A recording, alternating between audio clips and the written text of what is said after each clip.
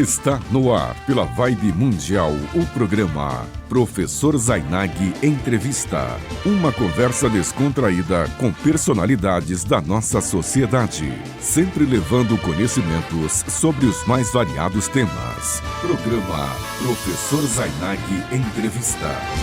Opa, muito boa tarde, meu amigo, muito boa tarde, minha amiga. Estamos aqui mais uma vez na Rádio Vibe Mundial, a rádio que toca a sua vida, para um programa especial aqui do Professor Zainag Entrevista. E hoje é um programa, são dois programas em seguida, hein? Não saiam daí. Nesse primeiro programa, eu tenho aqui o Dr. Adir Maia, mais uma vez um médico para falar conosco, né? Há dois programas nós convidamos um psiquiatra, então, que foi um programa, uma coisa de louco o programa, né? Psiquiatra, mas foi normal. O doutor Adir é médico também e vai falar um pouco da sua carreira como médico, e vocês vão ver que quando ele já estava ali, vou me aposentar na medicina tradicional, acredita que esse homem foi mexer com medicina chinesa? Ele tem meio jeito assim, né? Não parece meio japonês, meio chinês, não, né? Mas vamos ver. Primeiro, muito obrigado você vir aqui, estou muito feliz com a tua presença. Se dispor, né? Estava no hospital até ontem, né? Ontem. Então, olha aí a força. Deixou o hospital, foi lá mexer no negócio de médico e está aqui com a gente. Muito obrigado aqui por aceitar o meu convite. Boa tarde, professor Zainag. Boa tarde, ouvintes da Rádio Vibe Mundial. É um prazer enorme atender o seu convite. Que bom. E estou aqui para falar um pouco, então, dessa minha vida profissional, que começou em 1966, quando eu entrei no vestibular. Eu também comecei, eu entrei na escola, no primeiro ano do grupo. Do grupo. Você é jovem há mais tempo do que eu. Jovem. Em 1966 eu prestei o vestibular da Universidade Federal do Paraná e obtive êxito. É bom registrar aqui para os ouvintes que talvez não saiba, mas naquela época existia, professor, 36 faculdades de medicina no país. Acho que a gente deve ter isso aqui em São Paulo hoje. Aqui em São Paulo tem muito mais, tenho certeza. Tem muito mais. E aí? Aí foi difícil. Foi difícil, a concorrência era absurdamente difícil, ainda mais para um jovem como eu, que saí do interior de Mato Grosso na época, né? E fui parar em Curitiba, enfrentar o frio de Curitiba. Me lembro assim que era terrível. Mas fui aprovado e fiz o curso, como todo médico, como todo profissional de nível superior da época, com muito sofrimento. Eu não fui diferente, eu era filho de um pequeno proprietário rural que mantinha tudo. Eu era o mais velho de 9 filhos. Você imagina, de 1944, quando eu nasci, a 1956, quando nasceu o caçula, 12 anos. 9 filhos desses 12 anos. Essa era na roça. Lá na roça.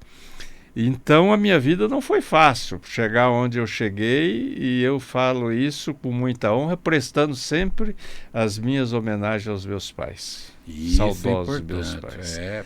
Nisso nós somos bem parecidos. E aí? Aí foi tocando o curso? E aí fui tocando o curso. Para fazer esse curso eu fui vendedor ambulante.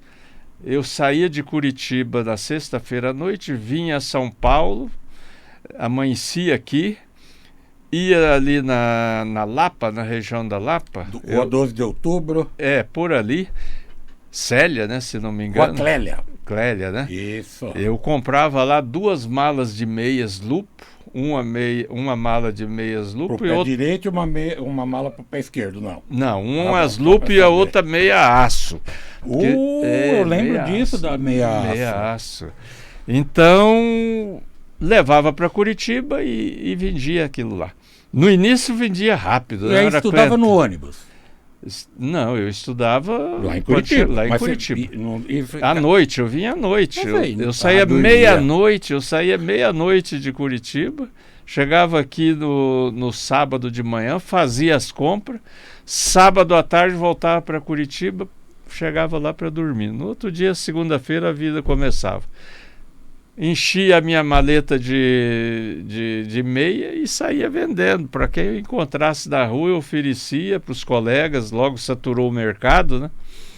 Daí eu fui vender para as lojas. Eu peguei uma veia... Mas você falava, sou estudante de medicina. Ah, sim, eu cantava minhas dificuldades.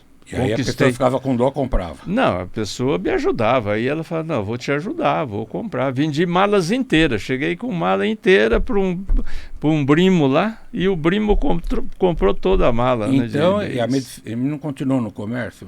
Não, aí eu fiquei 1 ano e meio fazendo isso, vendendo, fazendo essa coisa.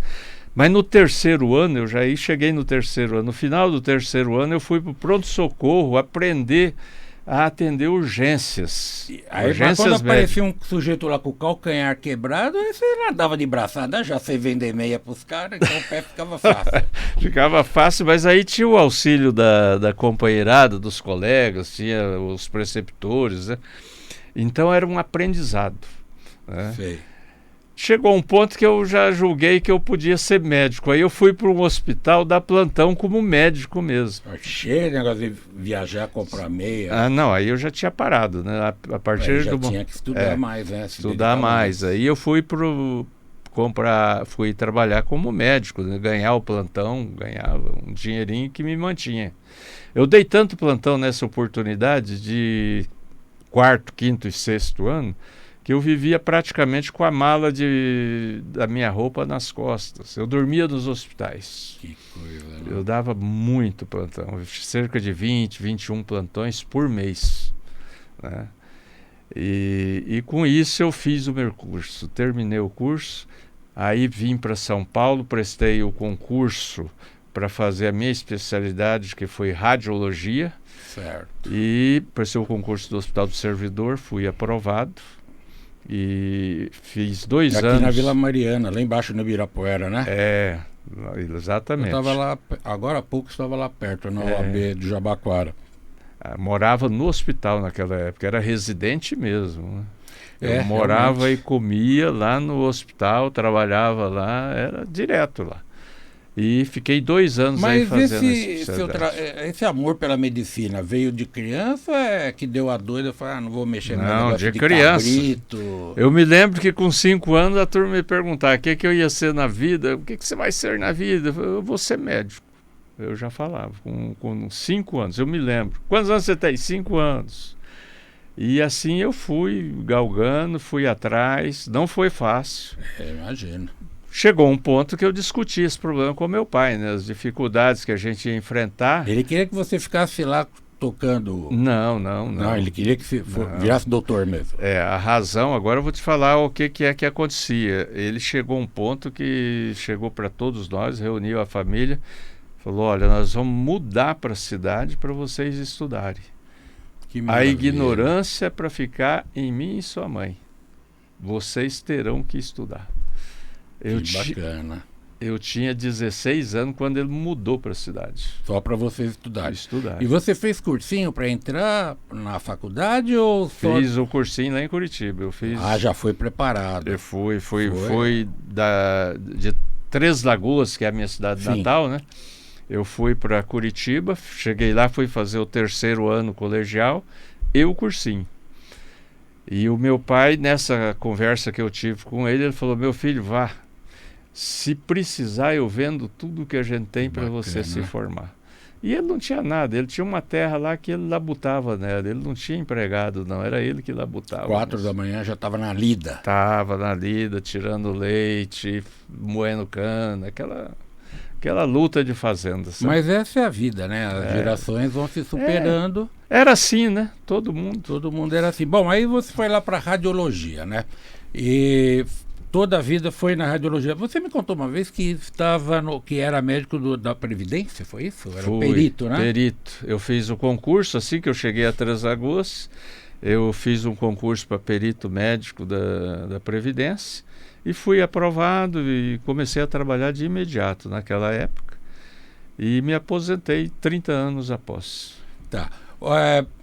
Pessoal, você que está escutando o programa, quiser fazer uma pergunta aqui para o doutor Adir, é o 311, né, São Paulo, 31710221 e o 11-3262-4490, né? Faz uma consulta, pergunta aqui se está aí com dor está com unha encravada, tal, qualquer coisa, ele vai ajudar a gente aqui. Mas a radiologia, como é que funciona a radiologia? E por que radiologia? Como é que despertou essa paixão? Porque eu já ouvi, falam, fofoca. Falaram que radiologia e, como é que chama? Ortopedia não são médicos, não. Sim. É verdade essa história? Ou esses oftalmologistas que falam mal? Os oftalmologistas. O que ocorre é o seguinte, naquela época a radiologia era muito rudimentar. Imagino. Ela estava querendo se alavancar para o que é hoje, sabe? No Brasil, nós só tínhamos radiologia de verdade praticamente no Rio, que era o foco, os primórdios da radiologia no Brasil, começou no Rio.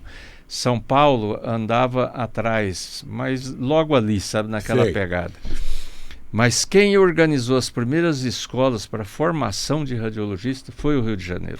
A gente tem que frisar isso. E São Paulo veio a seguir e hoje é o centro de radiologia do Brasil, é São Paulo. Que coisa, e como progrediu. Porque eu sei, o meu pai, né, falecido pai, que também tenho muita saudade, ele teve úlcera até os 54 anos quando foi operar. Ele dizia, nossa, eu prefiro ter a dor porque fazer chapa do estômago é ruim, que tem que tomar um contraste que é horroroso. Horroroso. E depois eu lembro que ele, já agora nos anos 80, antes de operar, ele falou, mas eu já tranquilo, não precisa mais do contraste. Nada disso, né? Faz-se uma endoscopia rapidamente, já viu faz a biópsia se tem alguma coisa para estudar. Mas a radiologia, mas ela era precisa ou era meio, puta, vamos ver aqui, fica mais ou menos? Não, precisava muita experiência, era para professor mesmo. Porque eu me lembro, você falou da Lapa, ali na rua 12 de Outubro, no bairro da Lapa, aqui em São Paulo, e a rua ali em Pinheiros também, o Largo de Pinheiros, nós tínhamos assim, clínicas de radiologia que é para tirar atestado médico para trabalhar. Ali, isso era o serviço de abriografia. Abriografia, isso mesmo. Mas não tinha proteção nenhuma, parede fina, entrava sem proteção. A abriografia é um exame que há um Ainda pequeno... tem? Acho que não, né? Eu desconheço, viu? Acho que não. Acho que não tem mais aplicação. Não tem mais a aplicação que tinha. Porque no passado, diga-se de passagem, foi um professor paulista, Manuel de Abreu, por isso a abriografia, que descobriu, que inventou o método para fazer rastreio de doença tuberculose. Pulmonar. Isso, doença pulmonar. Então porque a tuberculose matava doidado. Era uma radiografia pequenininha, baratinha. Um livrinho. Um livrinho. Aquilo baratinho e fácil de ler, todo mundo conseguia ler aquilo. E as fábricas, as indústrias, era exigência para se contratar e para se demitir. Mas essa sua ida para a radiologia foi por questão de ver que o ambiente era um mercado bom, porque não tinha muita gente, ou foi paixão? Estava lá na faculdade, porque eu, por exemplo, sou advogado trabalhista e na faculdade sou pós-doutorado em Direito do Trabalho. E eu não gostava de Direito do Trabalho, não. Certo. Foi um acidente depois que eu saí da faculdade que acabei me envolvendo. Lá na faculdade, você já gostava de radiologia ou radiologia era aquela matéria, vou fazer porque é obrigatória, mas não gosto muito? Primariamente, professor, a minha especialidade seria cirurgia geral. Primariamente seria isso. E eu tive oportunidade de entrar para a cirurgia geral. Mas esses plantões que eu já lhe contei, esses plantões é que me arredou e me jogou para a radiologia. Porque eu percebi que eu não tinha estrutura física, emocional, para aguentar um plantão daquele 30, 40 anos. Falou, vou ter que largar logo eu falei, eu tenho que fazer um negócio que seja mais suave. E aí eu fui para a radiologia, porque também via na radiologia, apesar de não estar acontecendo aqui, mas eu já lia muito e eu já via aqui nos Estados Unidos, a coisa já estava crescendo para lá e iria chegar aqui. Eu falei, eu tenho que fazer essa radiologia, eu vou ser um dos um dos primeiros a entrar nesse campo. E aí deu certo. E deu certo. Que bom. E mesmo lá em Três Lagoas. Lá em Três Lagoas, deu e aí, certo. eu fico imaginando que as pessoas das cidades próximas iam para lá. E eu fui, vamos dizer assim, com formação de médico residente, com título especialista na região, eu fui o primeiro. Olha, que bacana, hein? Bom, agora vamos lá. Pegar aqui os 10 últimos minutos do programa. Aí você se aposentou, já estava rico lá, tranquilão, tirou um monte de radiografia dos outros. Como é que você foi parar na medicina chinesa? Que médico não gosta muito disso, né? Pelo menos que eu conheci. Eu era um médico realizado profissionalmente. Eu estava bem. Não fiquei rico na medicina porque eu inventei de comprar 4 fazendas. Essas 4 fazendas, uma chama... Pobre, só 4.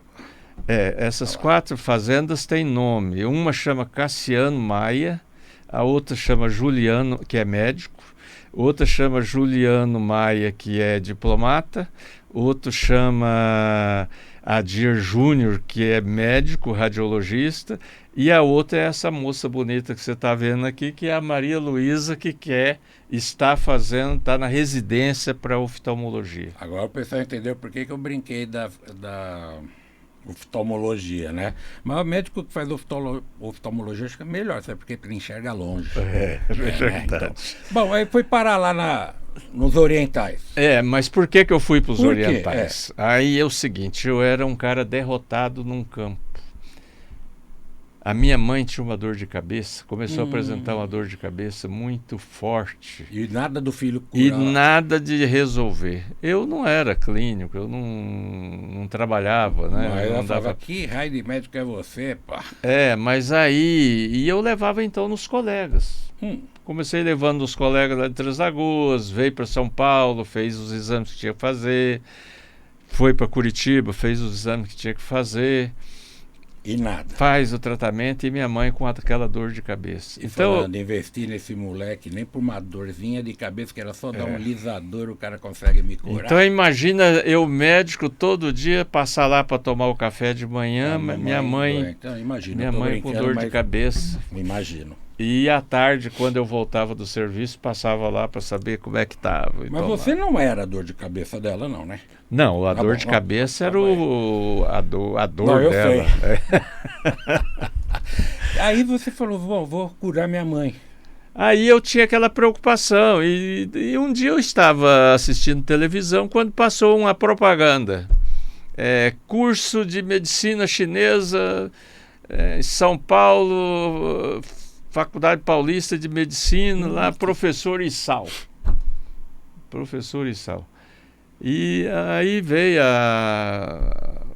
atrás as indicações lá, os pacientes com dor de cabeça, com lombalgia, né? E é uma indicação muito ampla a medicina chinesa.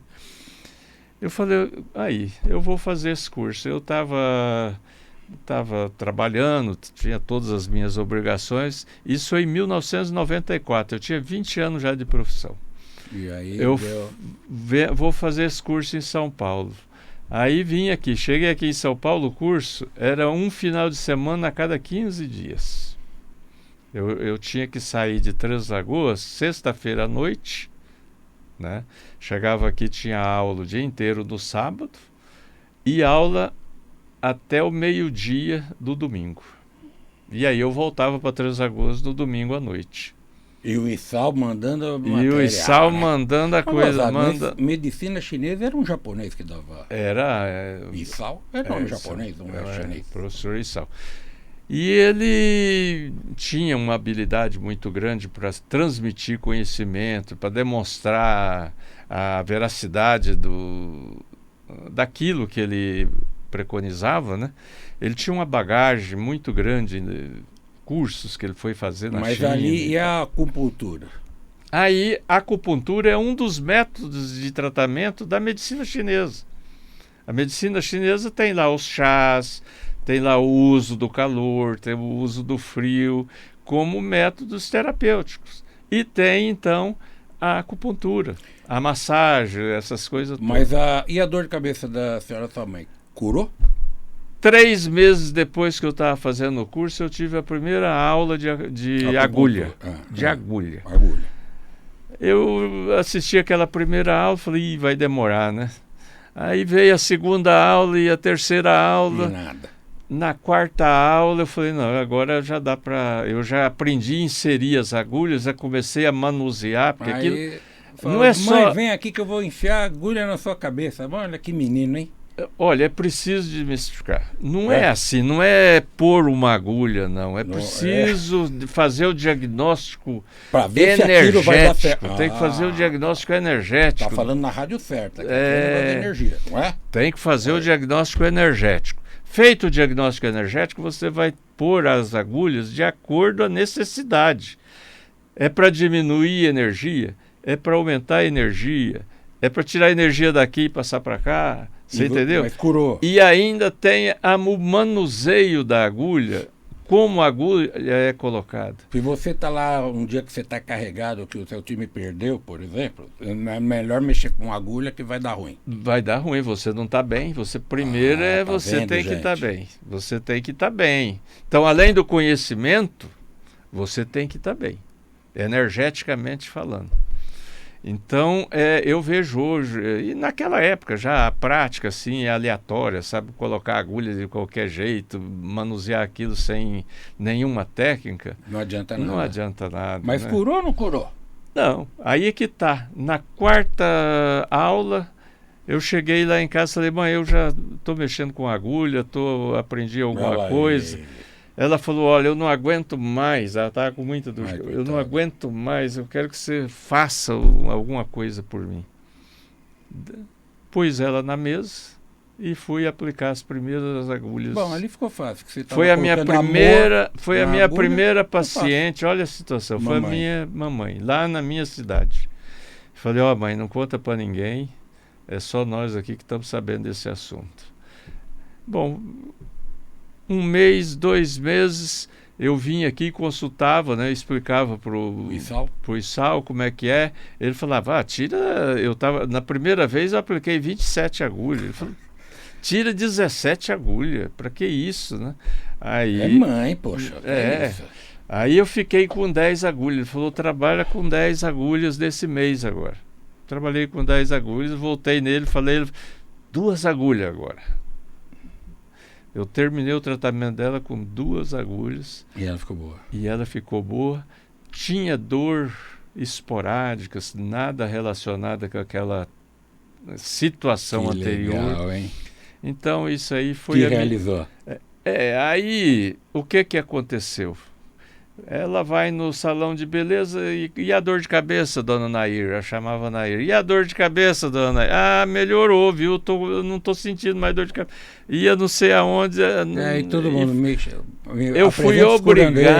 eu fui obrigado, professor Zainag, a abrir um consultório de medicina chinesa. Mas olha, foi assim, o consultório encheu, eu trabalhei bem. Não ganhei dinheiro porque eu não sei ganhar dinheiro, sabe? A verdade é Mas sabe servir ao próximo. Eu sei servir ao próximo. Aquele pessoal que eu peguei, que passou pelas minhas mãos, raramente não se resolveu. Raramente não se resolveu. Que bacana, hein, gente? Tá vendo? Então, vamos resumindo aqui, tá quase acabando o programa. Você aconselha acupuntura ou medicina chinesa, vale a pena. Para aqueles males que a medicina comum... É uma abordagem médica importantíssima. Agora, precisa só saber procurar quem tem conhecimento. Quem tem conhecimento e, além do conhecimento, se na medicina nossa tradicional o cara precisa ter uma habilidade para mexer com o doente, o cara que faz medicina chinesa, o médico que faz medicina chinesa, ele precisa ter o dobro dessa habilidade. Porque ele está mexendo com sentimentos, com energia. Mas hoje não quer mais saber de nada. Não, hoje eu dou meu espetáculo assim quando precisa. Se você tiver alguma dor de cabeça, assim, às vezes eu posso te ajudar. Geralmente eu não tenho dor de cabeça não. Muito raramente. Mas é isso. Olha, em primeiro lugar, obrigado. Em segundo lugar, parabéns pela tua vida. por servir o semelhante, foi muito enriquecedor. A gente fica como amigos depois conversando, mas aqui na rádio a gente tem o horário, tá bom? Hoje é um programa especial, você fique aí que daqui 5 minutos a gente volta para falar. Você quer publicar seu livro, né? Tem lá, como é que eu faço? Eu não sou conhecido. Nós vamos receber uma convidada que vai explicar como funciona esse negócio, tá bom? Por enquanto, muito obrigado pela audiência e até daqui a pouco. Vibe Mundial 95,7. Baixe o aplicativo da rádio que toca a sua vida, disponível para Android e iOS, e ouça nossa programação 24 horas por dia. App da Vibe Mundial FM, o aplicativo da emissora com a vibe mais positiva do mundo. A ONG Procães agora faz parte de outra organização, a Canto da Terra. Em prol do bem-estar dos animais que acolhemos, toda a administração da ONG e todos os cuidados necessários com os nossos amigos de quatro patas agora são feitos pela ONG Canto da Terra, que existe há anos e agora também é responsável pelo canil, que abriga 130 cães. Todo o trabalho que realizamos terá continuidade, incluindo consultório, internação e centros cirúrgicos homeopáticos e solidários. Nós, da Vibe Mundial, apoiamos esta causa e você também pode colaborar. Saiba como acessando o site ongcantodaterra.org. A rádio que toca a sua vida. Vibe Mundial FM. 3171-0221, 3171-0221 e 3262-4490, 3262-4490 são os telefones da Rádio Vibe Mundial para você ouvinte interagir com os nossos comunicadores. Ligue e participe. Rádio Vibe Mundial e a hora certa. 3h27. Marcar um gol, um golaço, de letra, de cavadinha, de bicicleta, correr 100 metros, 200, 400, triatlon, Ironman, fazer um ponto, acertar o alvo, acertar na mosca, nocaute, ipom, fazer uma cesta, a cesta do jogo, do campeonato, a cesta do campeonato faltando um... Sabe a sensação de vencer no esporte? Pra gente, toda doação de sangue é assim. ProSangue. Quem doa o sangue sempre vence. Acesse prosangue.sp.gov.br. Baixe o aplicativo da rádio que toca a sua vida, disponível para Android e iOS, e ouça nossa programação 24 horas por dia. App da Vibe Mundial FM, o aplicativo da emissora com a vibe mais positiva do mundo.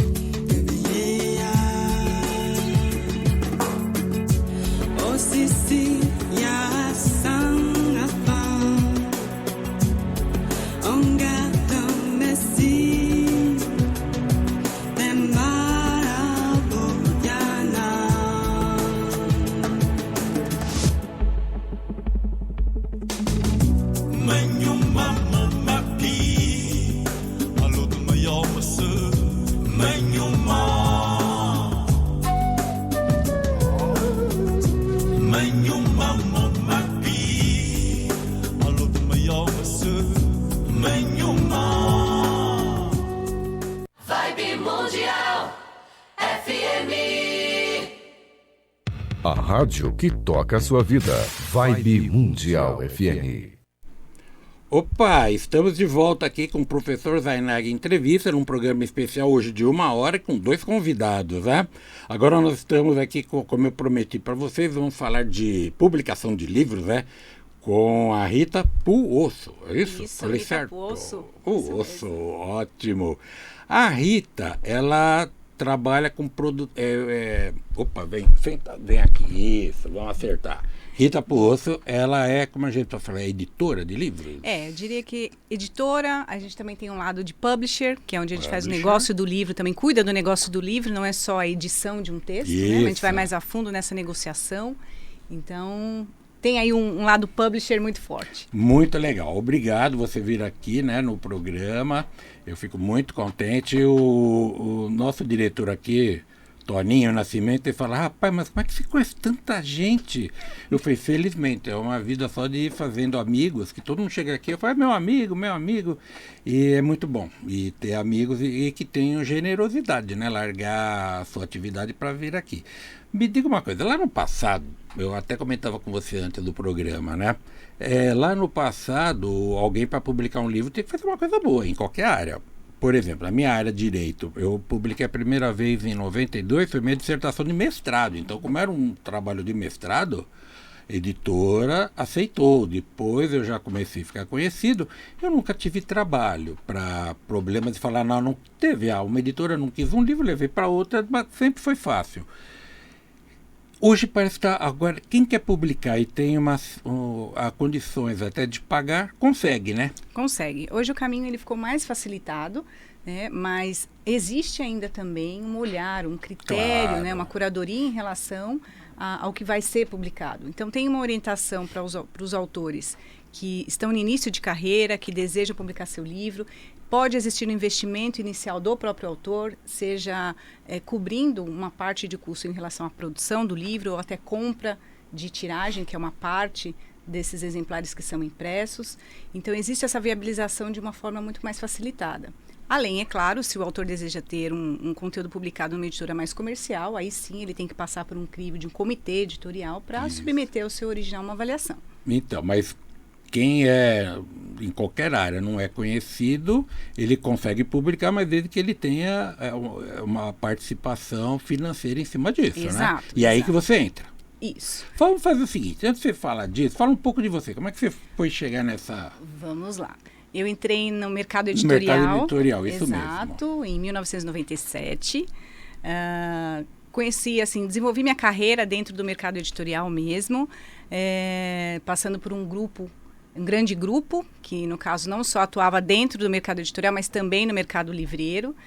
Trabalhei por lá durante 23 anos, passando inclusive no editorial jurídico. E também no editorial que a gente chamava de, na época, né, a EC, que era administração, economia, contabilidade, e depois foram abarcando outras áreas do conhecimento. E sempre trabalhando com o ensino superior. Então, a gente fala que é uma área CTP, né, científico, técnico, profissionalizante, mas também tive a grata oportunidade de, dentro dessa editora, iniciar um business plan focado na área de negócios também, então livros que a gente chama de light business, uma autoajuda. Então, acabei também ingressando, permeando nesses dois mundos, né, olhando para um lado mais técnico, mas também aquele lado da prática profissional. Aí você estava numa grande editora. Como é que você saiu para montar a tua empresa e trabalhar como empreendedora, né? Adoro. Bom, eu antes de começar, né, que foi esse ano que eu tomei a decisão de empreender dentro do mercado editorial, eu também passei por uma empresa que era de tecnologia, focada em livros digitais. Então, também passei ali por 2 anos e meio dentro de uma experiência. Quando foi isso? Isso foi em setembro de 21. Fiquei até dezembro de 23.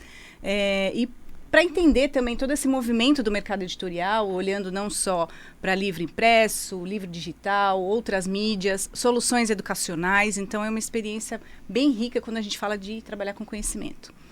E saindo dessa empresa, eu tomei a decisão de olhar para o mercado de uma forma diferente. Foi até um livro que me cutucou bastante, que é um livro chamado Pense de Novo, de um psicólogo organizacional, Adam Grant.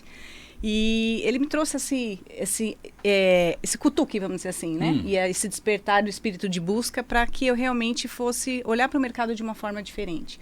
Então, como viabilizar, né? Viabilizar esse sonho de muitas pessoas que têm vontade de escrever um livro, de publicar um livro. E aí eu decidi criar a AIA, que é uma agência, né? E essa agência ela vem olhando muito para um propósito de formar uma nova geração de autores, escritores, ativar cada vez mais essa cadeia que envolve o livro, de uma forma que crie-se uma rede de parceiros para que a gente faça com que esse conhecimento seja disseminado para o maior número de pessoas. Então, você que está ouvindo, né, o nosso programa, não se esqueçam, tem o telefone do ouvinte, que é o 11 31710221 e o 11 3262 4490. Você que tem aquele livro de poesia que está ali na gaveta, quer fazer uma pergunta para a Rita, que é a nossa convidada, não se sinta intimidado não, liga para cá, faça a pergunta. Você tem também aquele conto, sabe, se era criança, escreveu um negócio, queria publicar, tá, é o momento de você tirar suas dúvidas. E eu vou pegar esse gancho, alto gancho, para fazer a pergunta, né?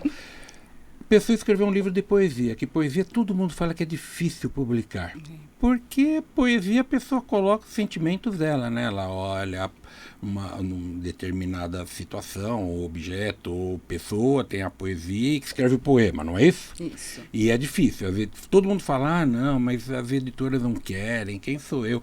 Você não precisa, se eu estiver errado, você fala, não, você está errado, precisa assim, não precisa fazer uma edição de 1000 livros. Não, então, exatamente. vamos supor, o nosso programa, as donas de casa, que são donas de casa e algumas são apenas não, exercem somente o trabalho em casa, que já é muita coisa, né?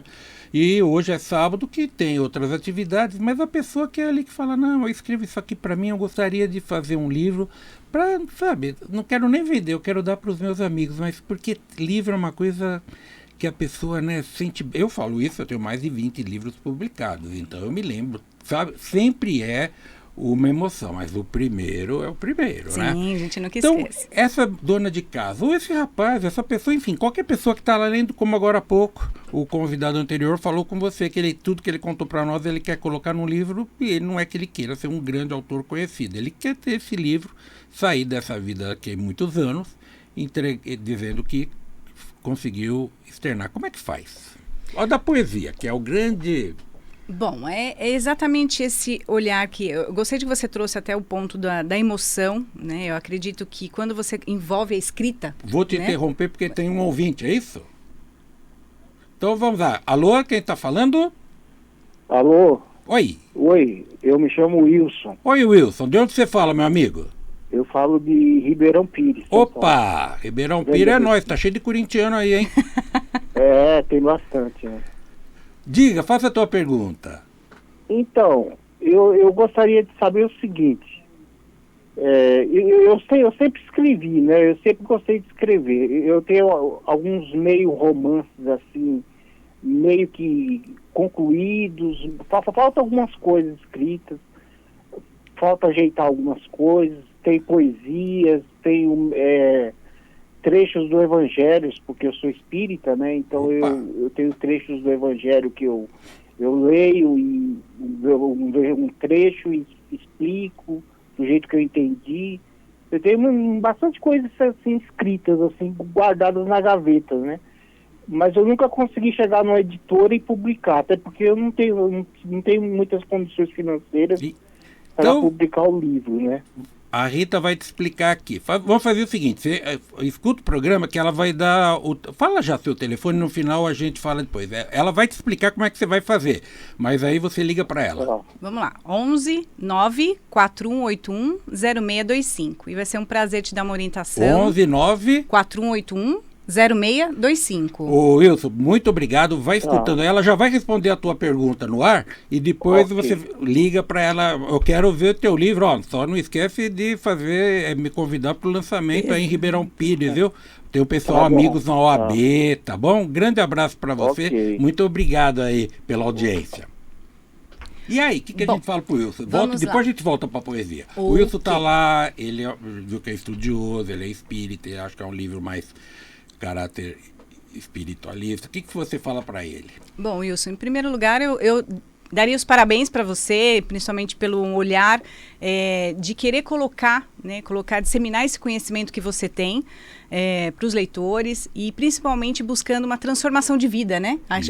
Quando a gente fala de legado, quando a gente fala de uma publicação, ela tem justamente esse propósito, transformar a vida das pessoas. E o que eu diria para você? Reunindo todo esse seu conteúdo, A gente tem essas duas linhas, como eu falei, né? A autopublicação, onde você tem que fazer um investimento inicial junto às editoras ou até empresas que produzem conteúdos, né? Mas existe também o caminho de você levar, então esse é um papel que eu faço, como agente, de levar conteúdos para as editoras. E ela passa, esse conteúdo ele vai passar por um crivo de avaliação, como eu tinha comentado no começo, em relação ao comitê editorial.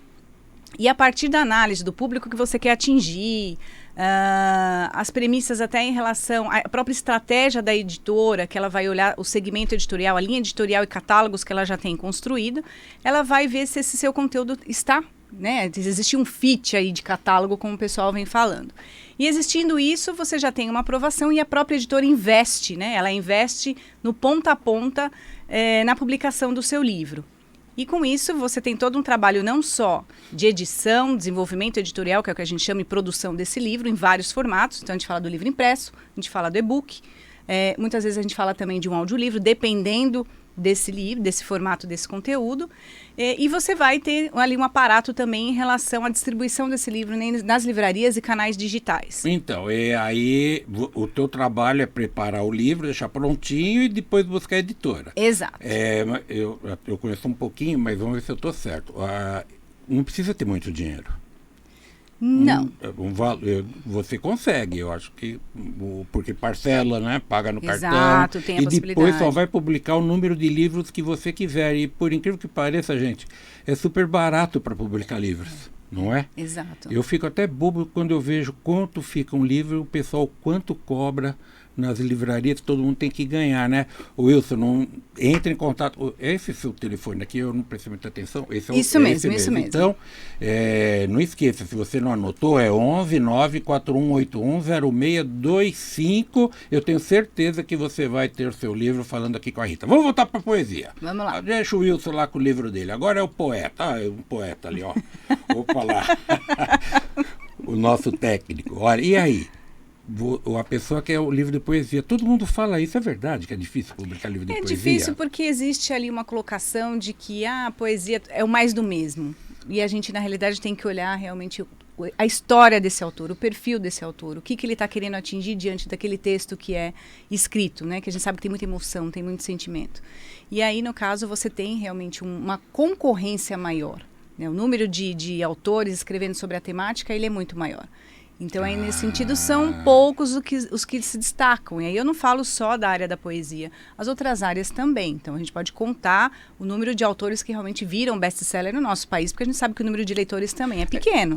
Ótimo você falar isso. O Brasil tem isso, as pessoas não gostam de ler, isso é uma questão, é científica, é pesquisado. O brasileiro nunca gostou muito de ler. Agora, por outro lado, um paradoxo. É o país que mais tem publicações. Exato.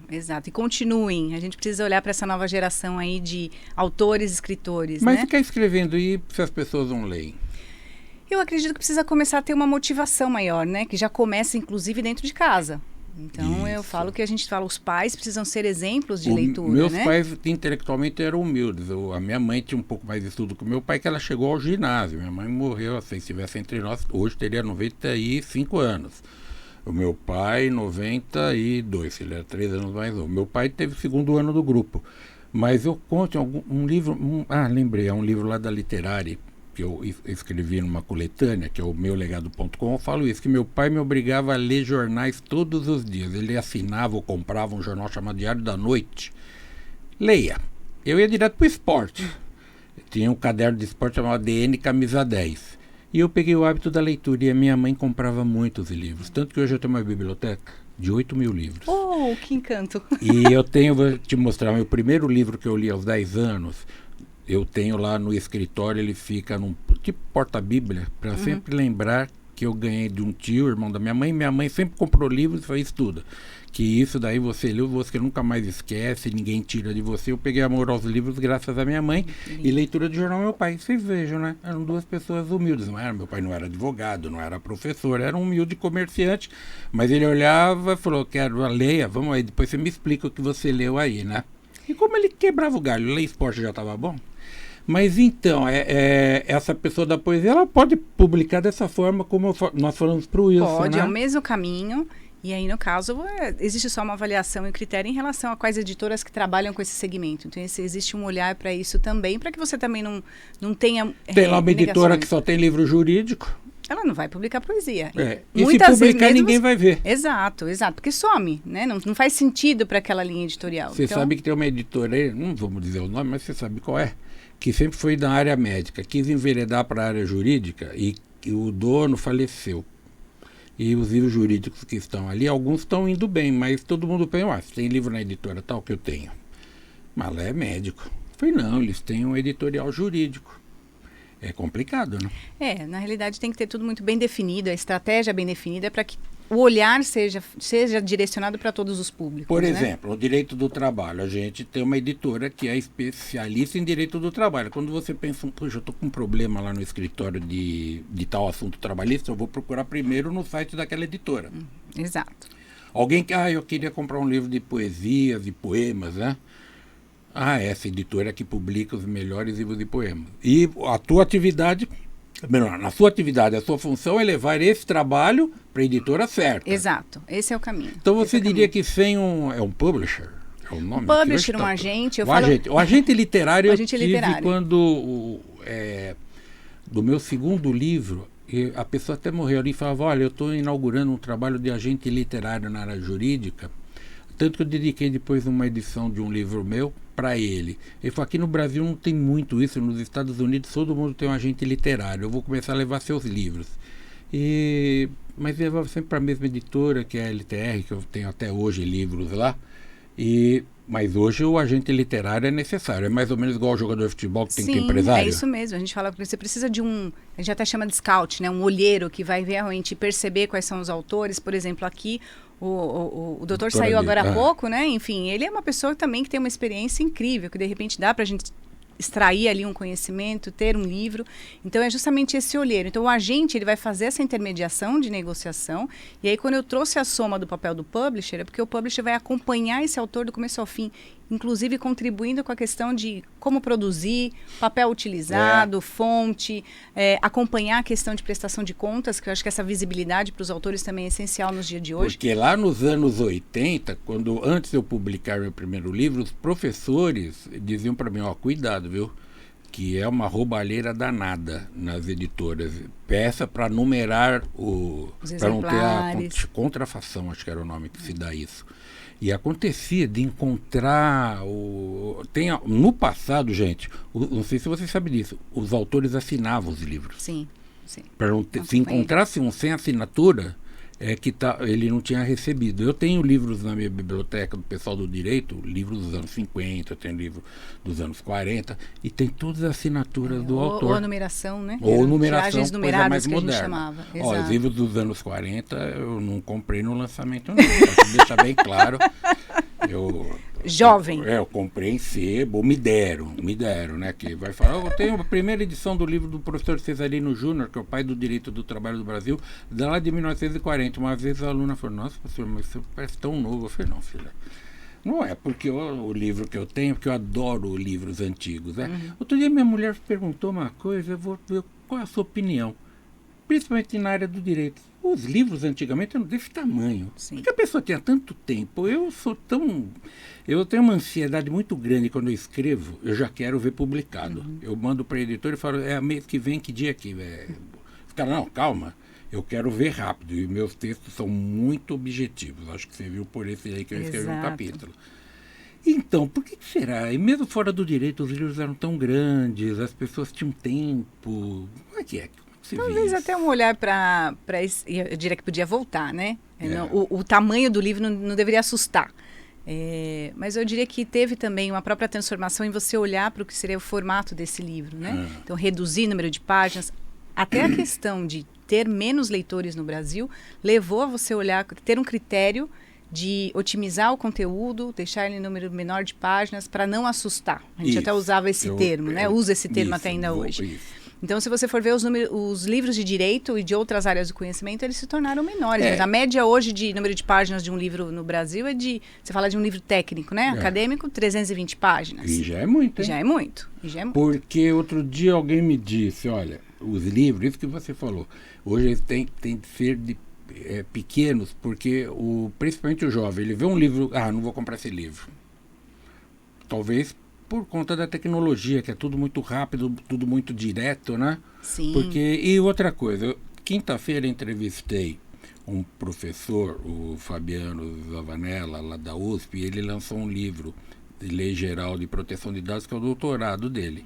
É um livro com espessura normal, não vou saber te dizer quantas páginas. E é de uma editora aqui do interior de São Paulo, o livro é colorido. A capa, eu tenho 2 livros dessa editora. É tudo colorido, bonito. Quando eu vou para a biblioteca lá do escritório e vejo os livros antigos, é preto, marrom escuro. E as folhas já estão amareladas, sabe? Você olha aquilo, dá até uma versão que hoje os livros de direito são coloridos, são alegres, porque tem aquele negócio, não, direito é uma coisa muito séria, mesmo o escritório da advocacia. Antes você entrava, quando eu era estudante, num escritório, era tudo em preto, umas coisas tenebrosas. Eu falo pelo meu escritório, ele tem uma decoração alegre e tal, e é uma coisa séria. Também o mundo mudou por isso, né? Mudou. A gente vê o quanto é importante também você trazer um designer, né? A gente fala de um projeto gráfico que você também atrai esse leitor.